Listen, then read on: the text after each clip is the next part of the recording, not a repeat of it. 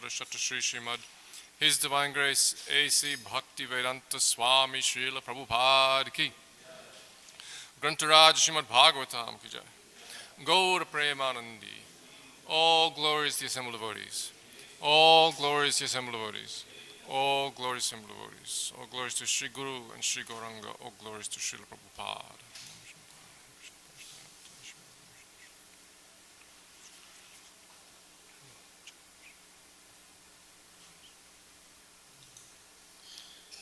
Om Namo Bhagavate Vasudevaya.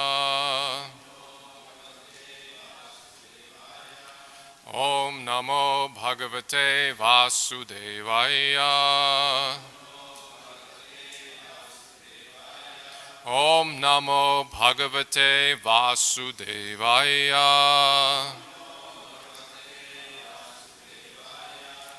Reading from Srimad Bhagavatam, Canto 1, Chapter 18. Parikshit cursed by a Brahmana boy. Text number 32. Tasya putro titejasvi viharan balakor bhakai rajnyagham prapitam tatam shrutva tatredam abravit.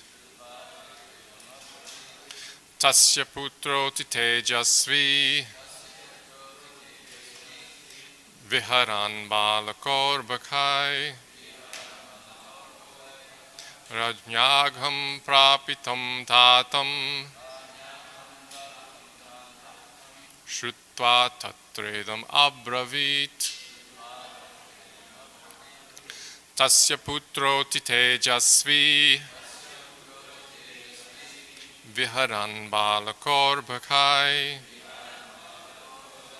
rajnyagham prapitam tatam shrutva tatredam abravit.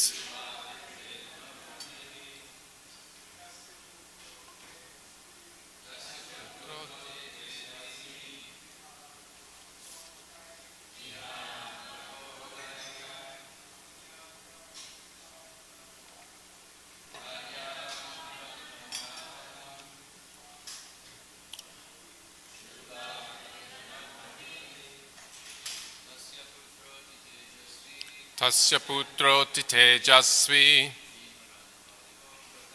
viharan balakor bhakai rajnyagham prapitam tatam shrutva tatredam abravit. Tasya putro titejasvi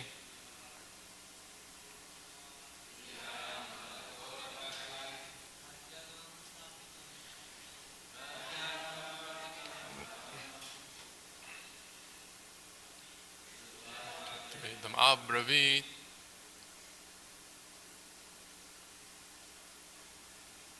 Madhajis? Tasya putro titejasvi viharan balakor bhakai rajnyagham prapitam tatam shrutva tatredam abravit. Anybody else? Tasya putro titejasvi viharan balakor bhakai rajnyagham prapitam tatam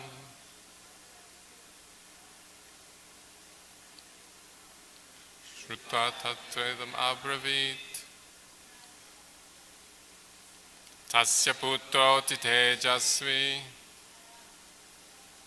viharan balakor bhakai rajnyagham prapitam tatam shrutva tatredam abravit. Word for word responsibly, please. Tasya, his, the sages. Putraha, son. Ati, extremely. Tejasvi, powerful. Viharan, while playing. Balakaha, with boys. Arbakahi, who were all childish. Rajnya, by the king. Agham, distress. Prapitam, made to have. Tatam, the father. Shutva, by hearing. Tatra, then and there. Idam, this. Abravit, spoke. Translation and purport by His Divine Grace, A.C. Bhaktivedanta Swami Srila Prabhupada. The sage had a son who was very powerful, being a Brahmana's son. While he was playing with inexperienced boys, he heard of his father's distress, which was occasioned by the king. Then and there the boy spoke as follows. Purport. Due to Maharaja Parikshit's good government, even a boy of tender age who was playing with other inexperienced boys could become as powerful as a qualified Brahmana.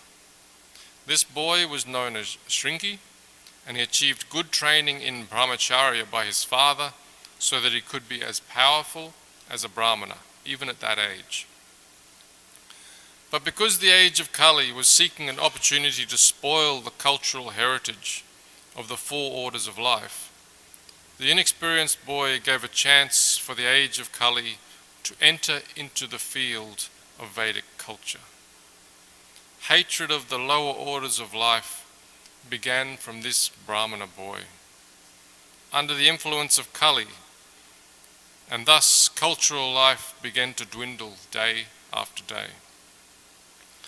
The first victim of Brahminical injustice was Maharaj Parikshit, and thus the protection given by the king against the onslaught of Kali was slackened.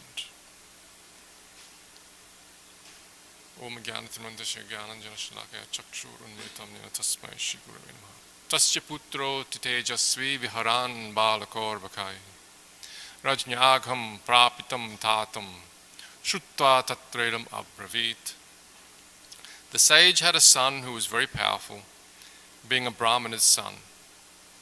While he was playing with inexperienced boys, he heard of his father's distress, which was occasioned by the king. Then and there the boy spoke as follows. So in the last couple of chapters here of the first canto of the Bhagavatam, the hero of Srimad Bhagavatam, Maharaj Parikshit, is being introduced, and his glories are being told. And it's so powerful. The qualified hearer is a very important aspect of the revelation of Vedic knowledge. We know that Krishna spoke Bhagavad Gita to his dear friend Arjuna. Selected Arjuna. Why? Because Arjuna is a very dear friend, a devotee, and only a devotee can properly understand. So Krishna selected him. Similarly, Maharaj Parikshit is a highly qualified devotee of Krishna, Mahabhagavat, and he's been selected by Krishna to hear this great epic Srimad Bhagavatam.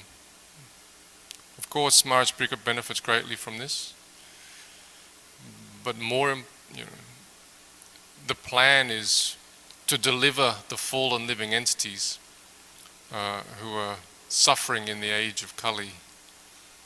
Krishna appears as Srimad Bhagavatam, and to do so, there's the qualified speaker, Maharaj Parikshit, Shukadeva Goswami, and the qualified hearer, Maharaj Parikshit, and both are important. So, earlier in this canto, the sages were hearing from Sutta Goswami, the sages headed by Shaunaka, and they asked questions such as, why did Vyasadeva do this, compile the Srimad Bhagavatam? So Sutta Goswami explained all that. And they also asked, why did Shukadeva Goswami take the time to bother to study this great scripture? He was already transcendental. And why did Maharaj Parikshit, who as the emperor is the shelter for so many people, his body is given shelter to the whole kingdom of the earthly planet. How could he just give up his body and leave? So all of this has been explained over the chapters of this first canto. What Shukadeva Goswami's position was, why Srila Vyasadeva narrated the Srimad Bhagavatam, why he compiled it. He'd already compiled so many Vedic literatures, all the Vedas, Mahabharata, but still he felt undone. And his spiritual master Srila Narada Muni explained to him, it's because you have not explicitly glorified the devotional service of the Supreme Personality of Godhead, Krishna, glorified his wonderful activities, because this is the remedy for those who are struggling in the material world, to hear about Krishna, to chant about Krishna, to remember Krishna. And this is the Srimad Bhagavatam. So Vyasadeva compiled it, to give us all the chance to daily and continually hear about Krishna, chant about Krishna, remember about Krishna. It's explained early on in the Bhagavatam, second chapter, that when we have a taste for this hearing about Krishna from the Srimad Bhagavatam, then Krishna himself enters into our hearts and removes all the contaminations of the lower modes. We become initially established in the mode of goodness, and beyond that, by the continued hearing of Srimad Bhagavatam and service to pure devotees, established in the transcendental mode, Shuddha Sattva, and develop a direct relationship with the Supreme Personality of Godhead beyond the contamination of material consciousness. So this is the Srimad Bhagavatam. And in order to reveal this to the world,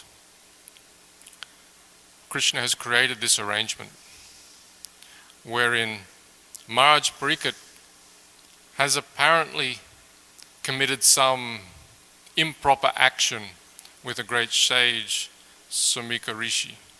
So we heard this a few verses ago, how the king, being harassed by hunger and thirst, was somewhat upset at not having been properly received by a sage. Of course, the sage was in transcendental meditation and his material senses were completely, the activities of them were completely suspended. He didn't even know the king was present. But nonetheless, the king placed a dead snake around him as a garland because he felt he hadn't been welcomed properly. So Srila Prabhupada and our Acharyas explained that all of this is the arrangement of the Supreme Personality of Godhead. How is it that someone of the caliber of Maharaj Parikshit could be disturbed by hunger and thirst? It's not possible. Before his very birth, while he was in the womb of his mother, he was attacked by a Brahmastra, and he tolerated it, survived it. After this incident, he leaves and starts to head back to his kingdom, and is lamenting, oh, I've done something wrong. I've done something wrong. And finds out that, oh, you've been cursed to die. Immediately resolves, no more food, no more drink, fast till death. So that doesn't sound like the character of someone who would become disturbed by hunger and thirst. He can just immediately give it up with no thought of ever eating or drinking again. So there's something else going on. And just as Krishna placed Arjuna into the illusion of being overly attached to the Svajjana, his own people, so that Krishna could speak Bhagavad Gita, similarly Krishna has placed Maharaj Parikshit into this position so that Shukadeva Goswami could speak to him this great Srimad Bhagavatam. It's Krishna's plan. So this, in this verse we're hearing of the sage's son. He's come to find that Maharaj Parikshit has done this to his father. He doesn't have any understanding that this is the arrangement of the Supreme, but is thinking in terms of bodily consciousness. We are Brahmins. He is Kshatriya. We are higher. He is lower. How dare he offer such an offense to someone higher than him? It's explained here, he's playing with his boys, his friends, who are all childish. The Sanskrit word for boy or child is bala, or in this verse, balaka, a little child. The word bala is also used to describe someone who's foolish. Because children are generally foolish. They're silly. They do childish things. That's their nature. Srila Prabhupada, when he wrote his Easy Journey to Other Planets, he used this word childish to describe the activities of modern scientists in trying to reach other planets by their mechanical means, spaceships and so on. Prabhupada says these are childish activities. It indicates someone who doesn't properly understand things as they are. They're foolishly playing. And actually Srila Prabhupada was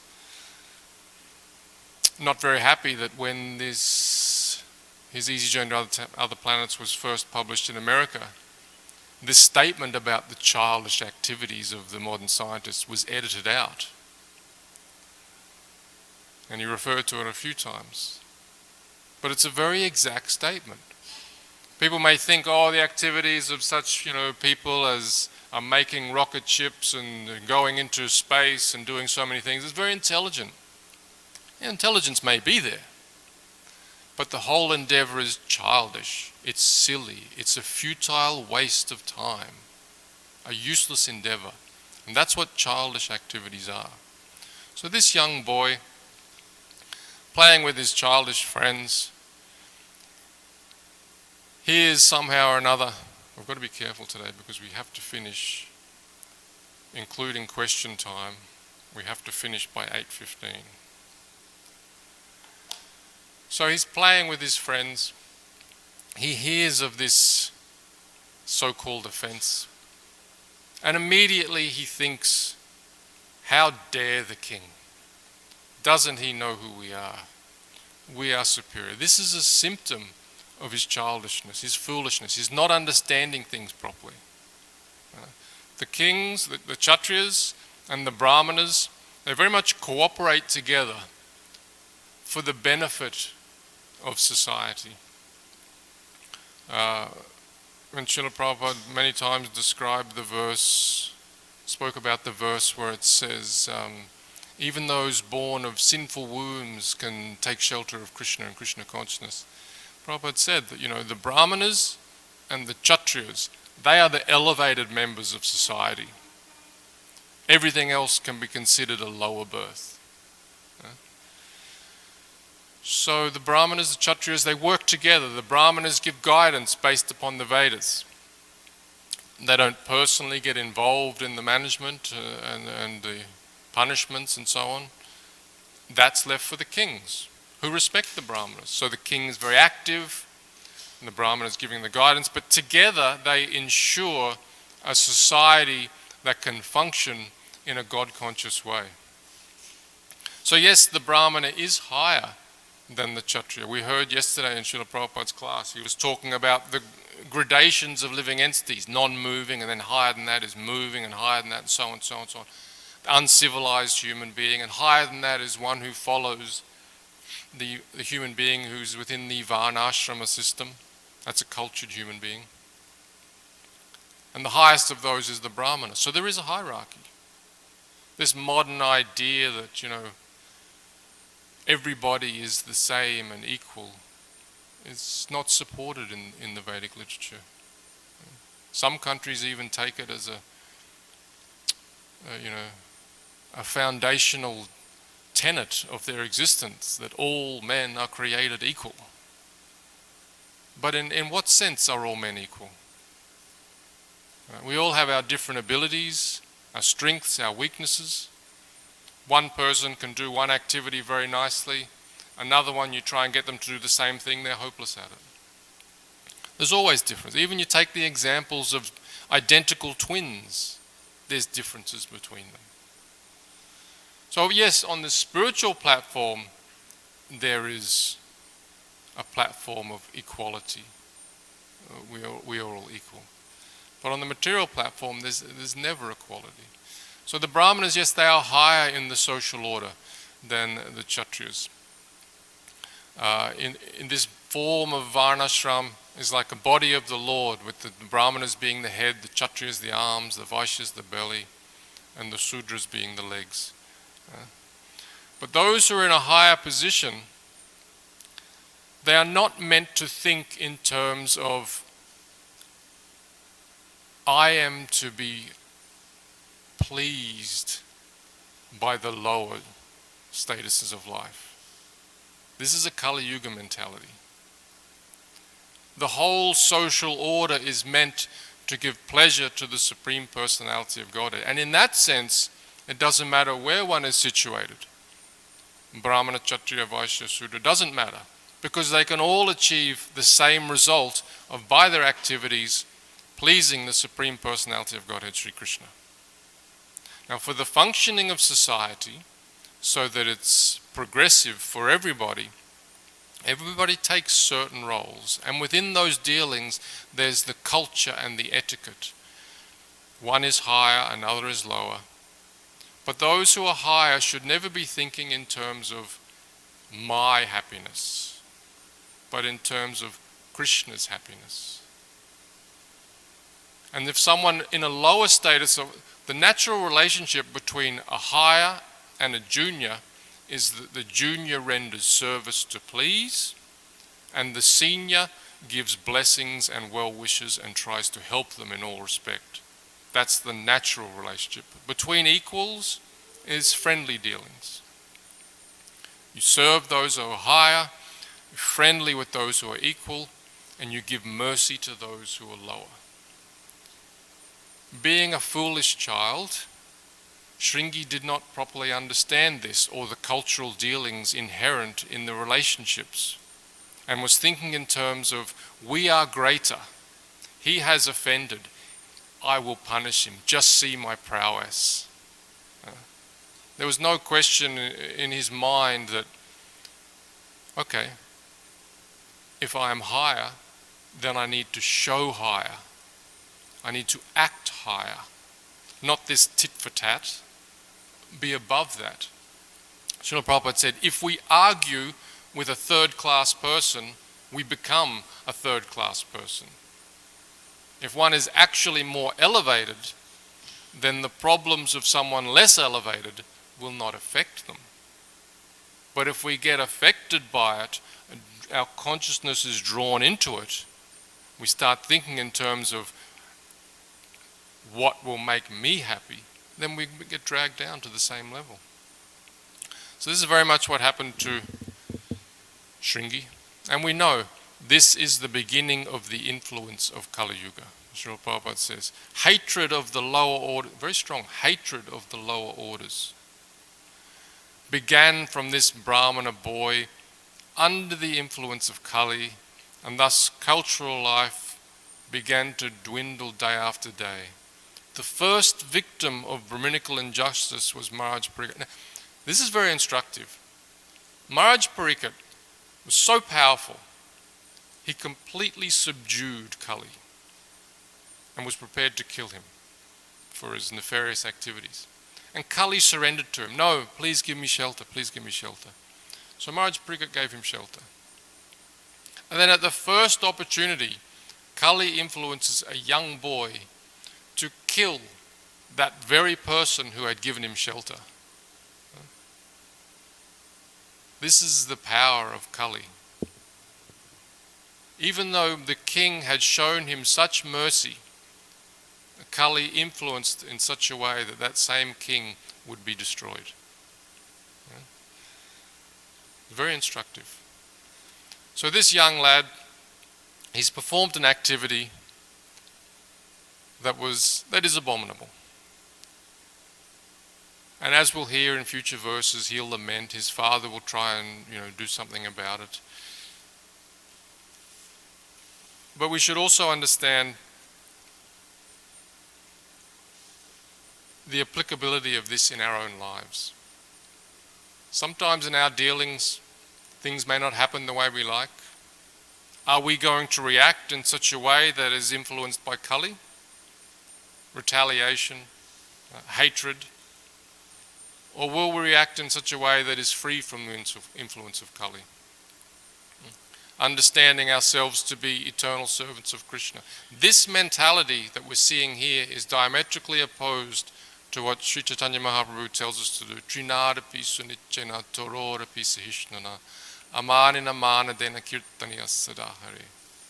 Think ourselves lower than the straw in the street, more tolerant than a tree, devoid of all sense of false prestige, ready to offer all respects to others. In that state of mind, we can chant the holy name of the Lord constantly. So this is the mood, the mentality of a Vaishnava. And we can see, Maharaj Pariksit, he hears about this curse. He doesn't retaliate at all. We know that he was impelled by the will of the Supreme to act how he did. But he never thought that, oh, this is Krishna's arrangement that I did that. He thought to himself, I've done bad. I've done wrong. I should not have done that. He was considering it his own misdeed and understood that something will befall me because of this. Let it come. So this is the mood of a devotee. Any misery that comes upon me, none of us desire misery, but any misery that comes upon me, certainly it is a result of my own previous improper activities.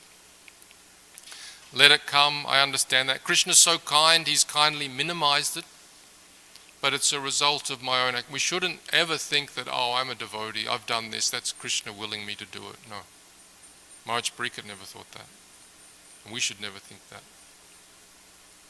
And it's explained in the 10th canto of the Bhagavatam that the devotee who goes on through all miseries and suffering, thinking to himself, this is simply a reaction to my past misdeeds, and continues to worship Krishna, then for him it's his rightful claim to enter into the kingdom of God. So we know that it's not just in human society that these ideas of false prestige influence people to perform unwanted activities. Like this boy, puffed up with false prestige, has done something terrible. But the same thing happens even in the demigod societies. There may not be the age of Kali affecting the heavenly kingdom, and everyone there is a devotee of Krishna, but they are generally sakama devotees, which means devotees who have desire for material enjoyment. The root cause of our existence in this material world is this desire to be the controller and the enjoyer. So the sakama devotee still has not rooted out that desire to be the controller, to be the enjoyer. The akama devotees they have, but the sakama haven't. So the demigods are in this position of being sakama devotees. And we know that Krishna in Vrindavan, Krishna is expert. By one activity he performs very many things. So he thought to himself, let's not worship Krishna. Let's not worship Indra. Let's worship Govardhan Hill. Indra, we know, he provides all the rain, so we get all the growth of vegetation. Vrindavan is not dependent upon some Indra in the heavenly planets. Vrindavan is the transcendental abode. It is beyond the material world. Indra is not required. Krishna showed Indra. He taught him a lesson. And at the same time he worshipped his Govardhan Hill, because Govardhan always provides everything for the cows. Lush grasses, beautiful water, nice shade. So Go Vardhana. Vardhana means to increase, to nourish. Always nourishing the cows. So Krishna managed to convince Nanda Maharaj, no need to worship Indra. Let's worship Govardhan. So Indra was highly offended. How dare this young boy not worship me? Don't they know who I am? I will destroy them. I will. Exactly the same mood that we're seeing here from Shringi. I will destroy them. Sends his clouds. It's not a problem for Krishna. Just lift Govardhan hill with his left hand. You know, to those who do not understand the position of God, they will think this is some mythology. How could a person lift a mountain and hold it up for 7 days? Well, it's nothing for Krishna. You know, he's in his expansion as Shesha. He's below the 14 worlds, and on his hood, one of his many hoods, he's supporting the entire earth of Bhumandala, 4 billion miles across. That's much more than a single mountain. And it's on his hood. He doesn't even feel it there. It just sits there like a mustard seed, and he's completely oblivious to its presence. So we shouldn't be like this Dr. Frog in the well, thinking everything in terms of our own understanding and what a normal human. Krishna, there's no challenge. He lifts the hill, protects everybody. After 7 days, puts the hill down. Indra understands, oh, I've made a mistake here, and goes and begs forgiveness. So this position of being interested in ourselves as being controller and enjoyer causes a lot of problems. Continuously causes problems for the non-devotee. And for the devotees who haven't rooted this out of the heart, it continues to cause problems on occasion. So by Krishna's grace, we are given the opportunity to hear and chant his name, hear and chant this glorious Srimad Bhagavatam, and understand gradually Krishna is the Supreme Personality of Godhead. I am eternally his servant. I have no other activity to perform than to please Sri Krishna with my service. Hare Krishna. I'll stop there. Questions, comments, Prabhuji? Hari Bol. Thank you very much, Antardvipa Prabhu, for a wonderful presentation. We don't have a lot of time, but I'm sure a lot of these devotees are not familiar with you. Maybe you can say something about your involvement with the TOVP, and specifically how we're going to show the scientists that their endeavors are foolish. We have 1 minute. Yes. But you can talk while they're setting up. Just keep talking. Okay. So in the Temple of the Vedic Planetarium, we are displaying the description of the universe as it is given in the Srimad Bhagavatam. And not just the universe, but as we all know, there's 3 domes to the Temple of the Vedic Planetarium. The middle dome, suspended from the ceiling in the apex, is what Srila Prabhupada referred to as our chandelier, the planetary model. It hangs down some 200 feet. You walk in, you see the deities in front, you see the display above you. And it goes from the lower planetary systems to Bhumandala, the moving planets and stars, and then Mahajana, Tapa, Satyaloka, then the coverings of the universe, Shiva Loka, Mahavishnu breathing out innumerable universes, Brahma Jyoti, Vaikuntha planets, and finally the epitome, the culmination of everything is Goloka Vrindavan. Krishna with the gopis, Krishna with his parents, Krishna with the cowherd boyfriends, Krishna being served by his servants. So we are presenting to the world that this is the cosmic creation. The main fault, of course, modern astronomy and cosmology is very speculative, but their main underlying fault is that it is atheistic. They do not accept the Supreme Personality of Godhead. They conjecture that everything has arisen from nothing. So our display is very much focused on showing that Krishna creates everything, Krishna maintains everything, Krishna winds it up. Everything is related to Krishna. It's Krishna's energy, to try and give people the opportunity to see the world in connection to the Lord, which, as we know from Bhagavatam, is the first step in God realization. So by seeing the world connected to Krishna, we connect to Krishna and can gradually come to worshipping his transcendental form. Is that okay, Prabhu? Hare Krishna.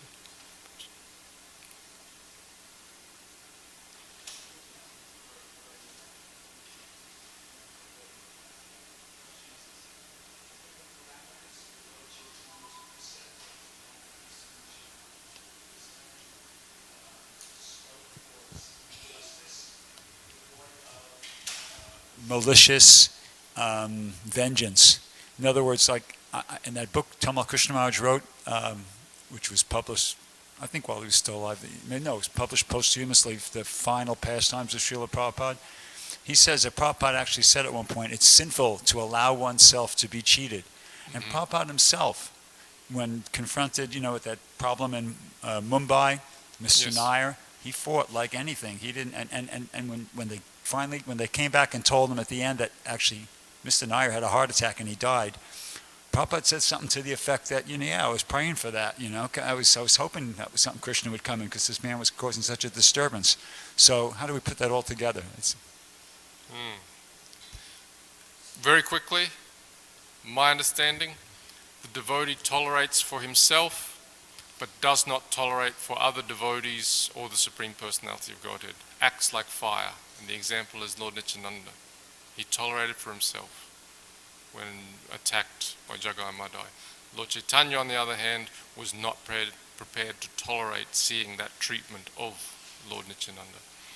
So if we develop a Vaishnava society where we all deal with the proper Vaishnava etiquette and understanding, then whilst we may tolerate for ourselves, the Vaishnava friends, when they see someone being mistreated, will speak up and do something about it. So that's culture, that's society, where people protect and nourish and love each other. So we don't have to stand up for ourselves. We can take the humble position, and others will make sure that everything goes on nicely for us, because they care about us. Is that okay? Jai. Srila Prabhupada ki jai. Contra Srimad Bhagavatam ki jai. Gaur Premanandi.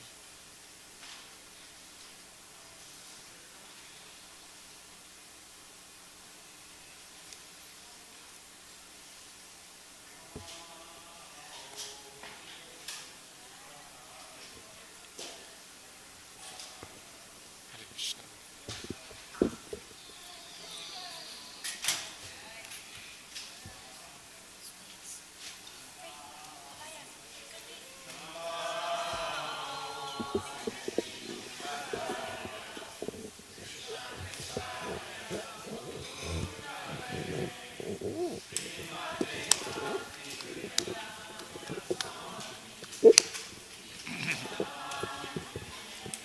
Namaste Saraswate Deve Gauravani Pacharine Nirvashesha Sunyavadi Paschatya Deshatarine